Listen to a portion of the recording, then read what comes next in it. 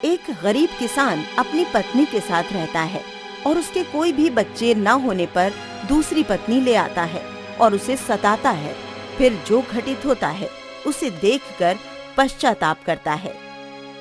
मीना देख, इतने वर्ष बीत गए लेकिन अभी तक तुझे कोई भी बच्चा नहीं हुआ। इसके लिए मैं भी बहुत दुखी हूँ जी, पर क्या कर सकती हूँ। अगर ऐसे ही चलता रहा तो मुझे दूसरी पत्नी लानी पड़ेगी। ईश्वर पर भरोसा रखो जी, हमें किसी दिन कोई औलाद जरूर मिलेगी। अब कब तक चुप बैठा रहूं? तुझसे कुछ नहीं होने वाला है। कम से कम तुम तो मुझे ऐसा मत कहो, इसमें मेरा क्या कसूर है जी। चल भाग, मैं तेरा चेहरा नहीं देखना चाहता हूँ। चल। किसान वहाँ से दूर चला जाता है और पत्नी वहाँ बैठकर रोती ही रहती है। तब तक उसके मन में कहीं और जाने का विचार आता है और वहाँ से रोती हुई जा रही होती है। ओ बेटी, अरे कहाँ जा रही है? क्या मेरी मदद करेगी? बोलो दादी माँ, मैं अभागिन आपकी क्या मदद कर सकती हूँ? क्या मेरा गट्ठर मेरे घर तक पहुंचा सकती है? ठीक है दादी माँ। दादी माँ का घर जंगल में है। वो वहां अकेली रहती हैं। मीना दादी माँ को साथ लेकर उसके घर तक उसके गट्ठर को ले जाती है। बेटी, क्या बात है? तू बहुत दुखी दिखाई पड़ रही है। क्या बताऊं, मेरा विवाह हुए 15 वर्ष बीत गए, अभी तक कोई औलाद नहीं हुई। ले बेटी, तू इसे अपने हाथ की उंगली में पहन ले। तेरे कोख से एक चमत्कारी पुत्री का जन्म होगा। ठीक है माँ। बेटी, जब तुझे बेटी होगी तो दुखी मत होना। लेकिन माँ, मैं उसकी देखभाल कैसे करूंगी? पुत्री, आपको घबराना नहीं है। बेटी, आपको घबराना नहीं है। मैं एक उपाय बताती हूँ। वो क्या उपाय है माँ? मुझे बता दीजिए। बेटी, जब पुत्री थोड़ी बड़ी हो जाएगी तो अंगूठी उसके हाथ में पहना देना। सभी समस्याएं अपने आप समाप्त हो जाएंगी। माँ, अब मुझे घर जाने की आज्ञा दो। रो मत बेटी, तू घर जा। मीना वापस घर को आ जाती है। तभी दूसरी पत्नी लेकर उसका पति घर आ जाता है। जा, तू घर से निकल जा। अब तेरी जरूरत हमारे घर में नहीं है। इसे बाहर मत निकालो, इसे यहीं रहने दो। घर की नौकरानी बनकर रहेगी।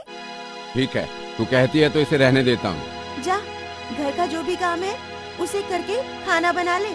मीना रोती हुई खाना बनाकर उन दोनों के बिस्तर के पास ले जाती है। खाना खा लीजिए। अब तू जा यहाँ से, यहाँ तेरी जरूरत नहीं है।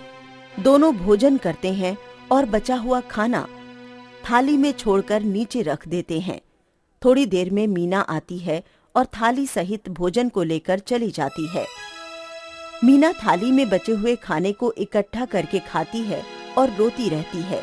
मन में खुद से कहती है, हे ईश्वर, मैंने किसी का क्या बिगाड़ा था जो मुझे इसकी इतनी बड़ी सजा मिल रही है। 2 वर्ष बाद दूसरी पत्नी को पुत्र पैदा होता है। वो उसे सुला रही होती है। तब तक बच्चा रोने लगता है और मीना उसे गोद में उठा लेती है। हट कलमुई, पता नहीं कहां से आकर मेरे पुत्र को रुला दी। आखिर मैं भी तो इसकी माँ ही हूँ। चल निकल यहाँ से। निकल जा मेरे घर से, कभी कदम मत रखना यहाँ। मीना घर से निकलती हुई गिर पड़ती है। मीना सोचती हुई बूढ़ी औरत के पास जाती है। माँ, माँ। आ बेटी, तू उदास क्यों है? बूढ़ी माँ, अब आपके अलावा मुझे सहारा देने वाला कोई नहीं है। चिंता मत कर बेटी, तुझे कहीं और जाने की आवश्यकता नहीं है। मीना बूढ़ी माँ के साथ छप्पर में रहती है और 6 माह बाद एक पुत्री को जन्म देती है। पुत्री, अब मेरा जाने का समय हो गया है। माँ, मुझे छोड़कर मत जाओ।